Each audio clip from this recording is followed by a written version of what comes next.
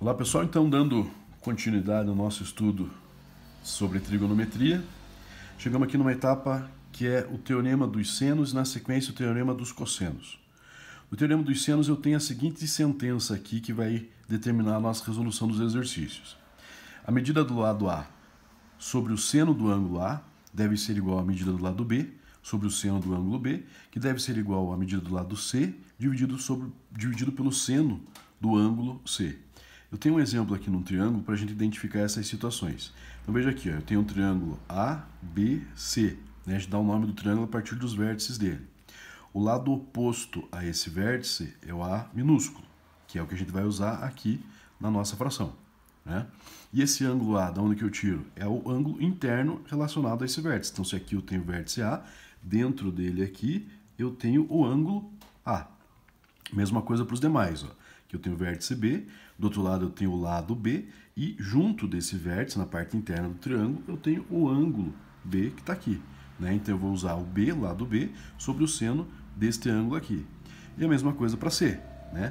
Tenho o vértice C, tenho o lado C, e oposto ou internamente ao triângulo em relação ao vértice C, eu tenho o ângulo C em questão, né? Então essas três frações juntas aqui determinam o que é o teorema dos senos. Obviamente, quando a gente for trabalhar, quando a gente for usar isso aqui, a gente vai usar sempre de duas em duas, né? Conforme as informações que o exercício nos dá, ou do que ele nos pede, né? A gente vai trabalhar dessa maneira. O que é importante ficar claro aqui é que quando eu uso o teorema dos senos, normalmente eu já tenho dois ângulos e um dos lados. Então vamos supor assim, ó, ele quer saber quanto mede o lado A, ele me dá a medida do lado B, ele me dá o ângulo A e me dá o ângulo B. Então eu vou trabalhar com essas duas primeiras frações aqui, vou calcular o valor do A a partir dos outros três que eu já tenho. Então eu conheço dois desses ângulos e um dos lados, e falta o outro, né? Claro que isso pode variar entre sendo B ou C ali, mas é o que normalmente acontece nos exercícios do teorema dos senos. Já na sequência aqui, no teorema dos cossenos, funciona assim, ó. O triângulo é o mesmo, aquela ideia então de que aqui dentro eu tenho o ângulo B, ou melhor, o ângulo A, o ângulo B e o ângulo C. Para o teorema dos cossenos eu tenho três possibilidades diferentes. Ao invés de eu ter uma igualdade, como lá no teorema dos senos, aqui nos cossenos eu tenho que ver qual desses três casos aqui vai se adaptar ao que os dados do exercício, os dados que o exercício me deu, e principalmente o que o exercício está me pedindo. Mas o que eu vou ter sempre vai ser assim, ó. Um dos lados ao quadrado igual ao outro ao quadrado, mais o terceiro ao quadrado, menos duas vezes esses dois que eu usei agora, vezes o cosseno, faltou aqui, ó, isso aqui é cosseno dos ângulos A, B e C, cosseno do ângulo lá do começo, né? Então, se eu estou calculando A ao quadrado, igual a B ao quadrado mais C ao quadrado, menos 2 vezes B vezes C vezes o cosseno do A. Mesma coisa aqui embaixo, adaptado. B ao quadrado igual ao quadrado mais C ao quadrado menos 2 vezes A vezes C vezes o cosseno do B. C ao quadrado igual a ao quadrado mais B ao quadrado menos 2 vezes A vezes B vezes o cosseno do ângulo C, que é o cosseno lá do começo. Então você vai ver quais são as informações que você tem, quais são as informações que ele pediu e vai se adaptar e vai identificar qual das três relações que você tem que usar. Aqui nessa situação, no caso do teorema dos cossenos, você precisa saber, como está descrito aqui sempre, a medida de dois lados e um ângulo. Dois lados e um ângulo, né, para você achar o terceiro lado. Diferente lá do seno. Lá do seno você tem que ter um lado e dois ângulos. Aqui é um ângulo e dois lados, né? Então vai ver o que o exercício está te dando para identificar se você vai usar teorema dos senos ou teorema dos cossenos. Vamos ver isso aqui a partir de um exemplo. Acho que a minha figura não ficou muito boa, mas eu vou tirar as informações que estão aqui para a gente identificar melhor. Veja, determine as medidas dos lados A e B do triângulo. No triângulo eu tenho aqui, ó, esse é o vértice A, ângulo A, lado A. Lado A eu não sei qual é, justamente o que ele está me pedindo, mas eu sei que o ângulo A, vou colocar aqui embaixo, ó, o ângulo A está escrito aqui, mede 45 graus. Em B, o lado B eu também não sei quanto é, porque ele está me pedindo, mas eu sei que o ângulo B, vou colocar aqui do lado, ângulo B mede 60 graus. Beleza? Para o C, C eu não tenho o ângulo, mas eu tenho a medida do lado dele.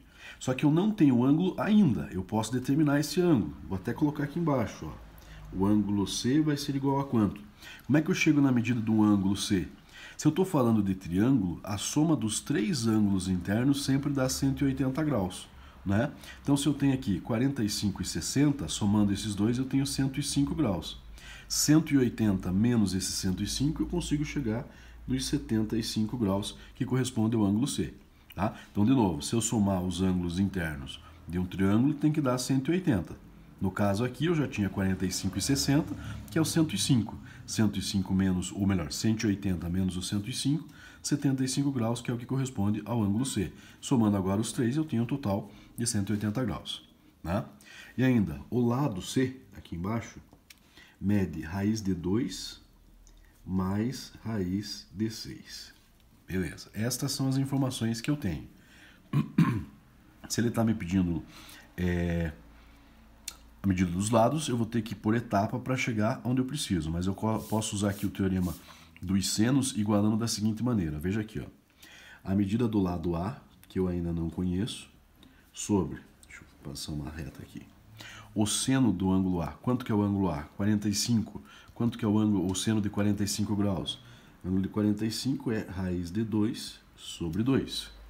Isso aqui deve ser igual a medida do lado B sobre o seno do ângulo B. O seno de B é seno de 60, é raiz de 3 sobre 2. Raiz de 3 sobre 2, está aqui a minha segunda relação. Agora veja, no terceiro caso, a medida do lado é a raiz de 2 mais raiz de 6 sobre o seno de 75. O seno de 75, eu já fiz um cálculo prévio aqui, que eu vou ter que separar ele em duas somas e tal, igual a gente já viu lá na soma de ângulos, e eu vou chegar no resultado desse seno de 75, que vai ser raiz de 2 mais raiz de 6 dividido por 4. Então eu vou deixar que você calcule quanto é o seno de 75, mas você vai chegar nesse resultado, que é raiz de 2 mais raiz de 6 sobre 4. Ok? Tenho as minhas 3 frações, preciso achar o valor do A e achar o valor do B. Para facilitar a minha vida, eu vou fazer um parênteses aqui. Ó. Eu vou pegar esta fração que está aqui e vou calcular ela aqui embaixo. Vou simplificar essa minha fração. Isso aqui é uma divisão de frações, uma divisão, né? Uma fração em cima sobre 1 e uma fração embaixo. Então eu vou ter raiz de 2 mais raiz de 6. Inverter para multiplicar, vezes 4 sobre raiz de 2 mais raiz de 6. Esses dois aqui se anulam. Aqui tem um que eu não preciso colocar, vai sobrar simplesmente para mim o 4.